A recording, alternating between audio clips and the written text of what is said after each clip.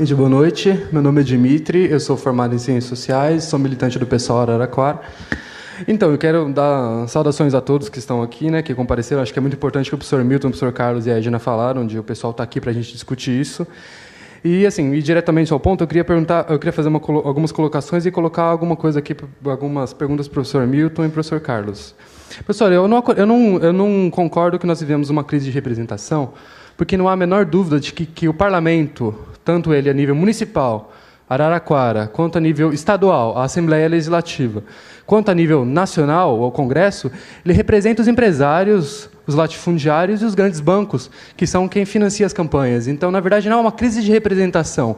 O parlamento é muito bem representativo de quem governa esse país, que são os grandes bancos e os grandes empresários. A própria ideia do PL 4330, colocada no Congresso, e toda essa chance de retrocesso que a gente está vivendo, demonstra muito bem quem governa. Então, eles representam muito bem a classe deles, que são os empresários, aqueles que são ricos, milionários, que são os credores da dívida pública também, que ganham muito dinheiro com juros, né, financiando o Estado. Então, eu não concordo com essa ideia de que nós temos uma representação, porque os parlamentos são muito representativos.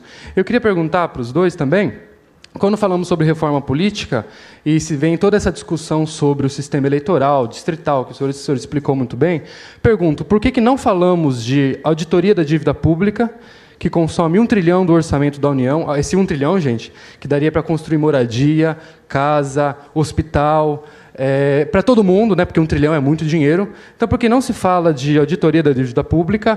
Por que não se fala de taxação das grandes fortunas, já que se tem falado de terceirização ilimitada, geral e restrita? Então, ou seja, fica ausente do debate dívida pública, auditoria, fica ausente do debate taxação das grandes fortunas e fica ausente do debate também controle sobre fluxo de capitais, que é uma coisa que é fundamental, né? Você poder controlar a remessa de lucro que as grandes empresas mandam para suas matrizes no exterior e que nada é obrigado a ficar aqui. Então, ou seja, o debate gira muito em torno dessa questão eleitoral e eu acho que fica alguns pontos faltando. Com relação àquela... Eu acho que a questão da democracia, gente... não dá para falar democracia sem um povo ativo que participe. Então eu pergunto, por que quando houve, e eu não estou defendendo o governo do PT, longe disso, eu sou do PSOL, jamais a gente faz oposição ao PT, mas pergunto, por que quando foi aprovado um Plano Nacional de Participação Social, ele foi derrubado pelo Congresso Empresarial, o Congresso dos Ricos, né, em tempo recorde? Então, mas por que não é aprovado um Plano Municipal de Participação Social em Araraquara para botar a população para decidir a vida?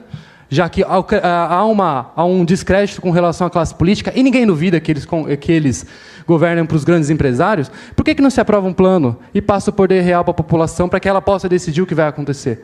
Por quê? Por que isso não é discutido aqui? E também eu gostaria de fazer mais uma pergunta, professor.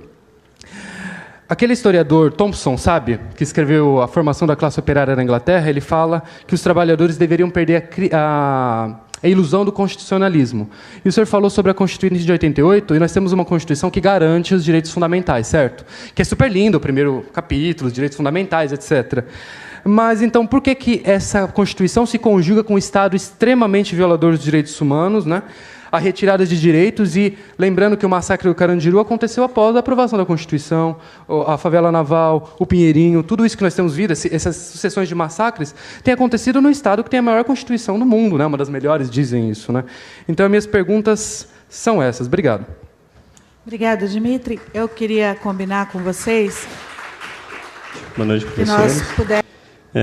Vou tentar ser conciso, mas antes eu vou fazer 3 pontuações e provocações também. Uma é relativa à resposta do professor Milton Laerta ao companheiro Dimitri. Na votação da morte do Sócrates, a gente tem que lembrar que não votaram mulheres nem escravos. Só uma provocação, não que isso pudesse mudar o fato que ele seria morto. A segunda é que eu acho que a discussão tem que ser baseada na reforma política, mas olhando a reforma política entrelaçada com todos os outros âmbitos da sociedade. A gente não pode esquecer do âmbito econômico, que é muito forte na reforma. Então, olhar a reforma política, mas entendendo que ela está baseada numa superestrutura. E eu queria...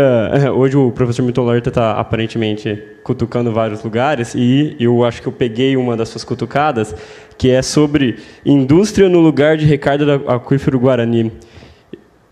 A gente do pessoal acompanhou o último projeto de plano diretor que foi constituído aqui na Câmara e houve uma bizarrice imensa da geologia, inclusive professores de geologia da Unicamp mestrando ficaram transtornados com o que houve, porque se mudou o desenho do aquífero Guarani para poder instalar empresas aqui na cidade. Então, realmente, eu espero que foi uma cutucada só que eu tenha conseguido pegar. Enfim, a minha pergunta é a seguinte. Vocês dois professores tinham falado sobre duas propostas de reforma política, que uma seria do PT e a outra seria do Serra, mas existe uma outra que... Sim, existe uma outra que é formada por mais de 100 organizações, inclusive a OAB, a CNBB, que pauta algumas coisas em linhas gerais que eu peguei principais aqui. Eu queria que vocês discorressem sobre ela, por favor. É o financiamento público e reduzido de campanha, a lista fechada, 2 turnos no voto legislativo. Os 2 primeiros já foram bem debatidos e esse terceiro não foi apresentado. A lista fechada foi apresentada aqui, mas esqueceu a possibilidade de fazer 2 turnos. No primeiro turno você vota no partido e no segundo turno você vota nos candidatos do partido. Enfim, era só isso. Obrigado. Obrigada, Célio. Chediek.